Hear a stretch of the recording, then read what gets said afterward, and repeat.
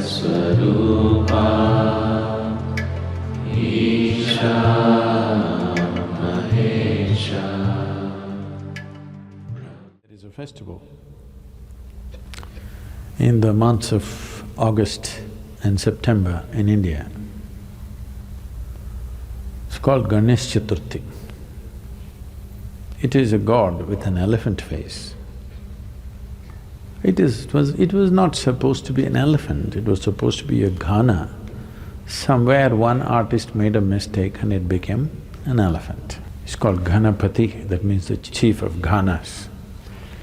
So, they will make an image of Ganesh with clay, unburnt, and then they will paint him up nicely. Some people do without paint, some people will do with paint.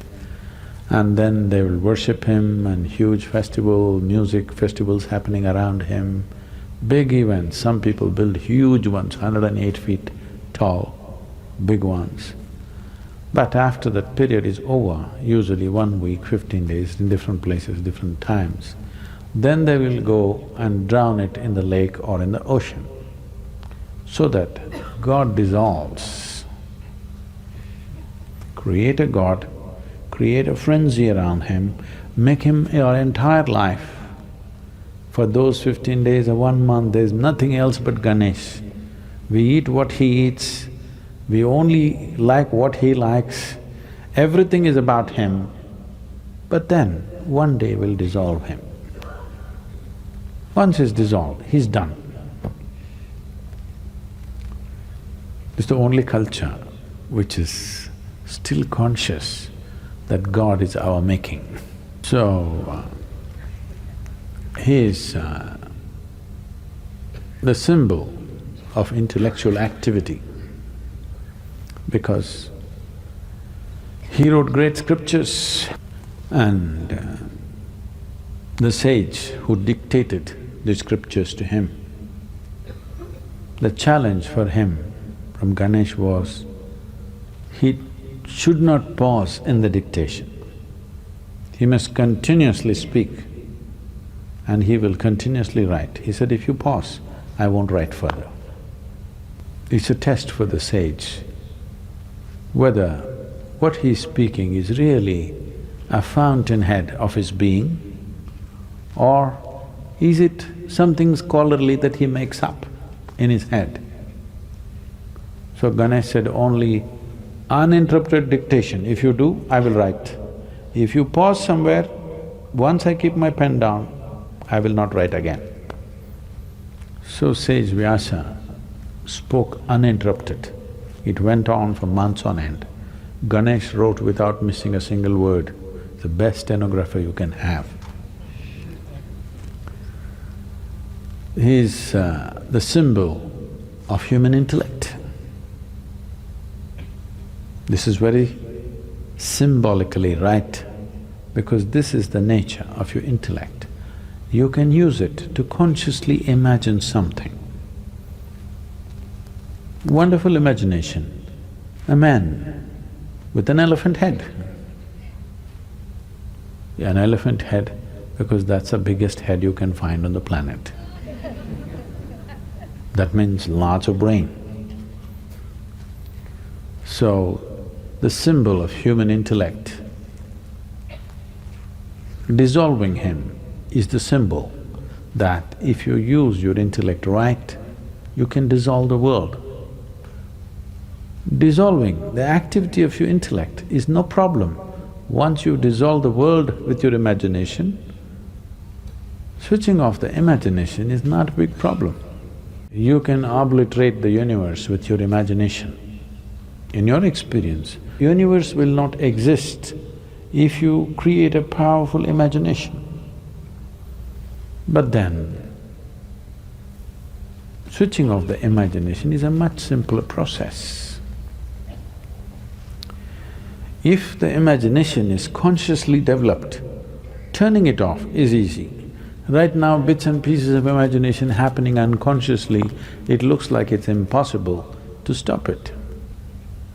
So the entire festival is symbolic of this, that we create him and you must see the festivity that happens around him. Usually, he's kept in public places. In every home, it'll be kept, private ones. Apart from that, on the streets, big ones, many streets will be blocked for this 15 days to 30 days, traffic stopped, everything. He will be sitting right in the middle of the street, big celebrations, music, stuff happens around it, people live around him for this period. But when the time comes, they just go dissolve him, and that's about it. He's done. Next 1 year, nobody thinks about him.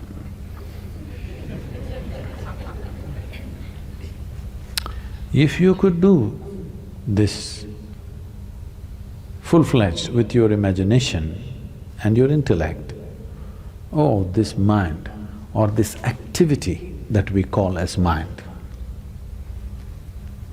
I want you to get this clearly.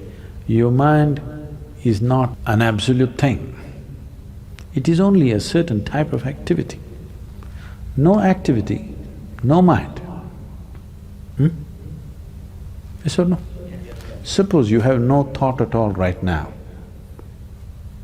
Do you have a mind?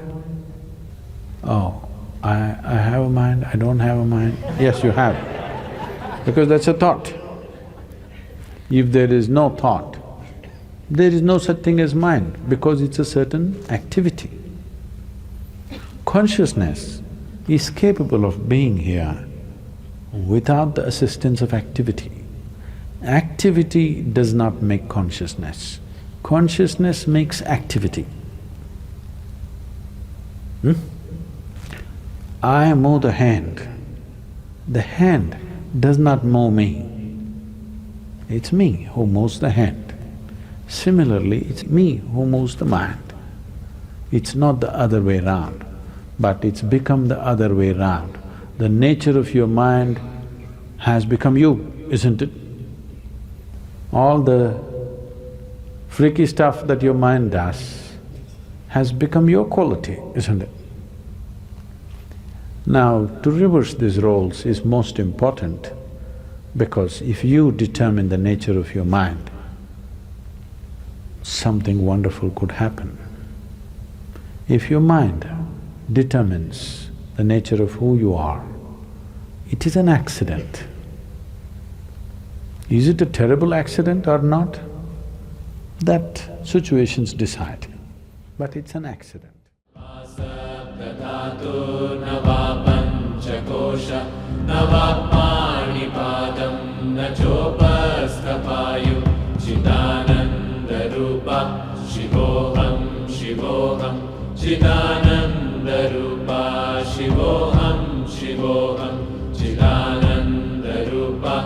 Shivoham, Shivoham, न मे द्वे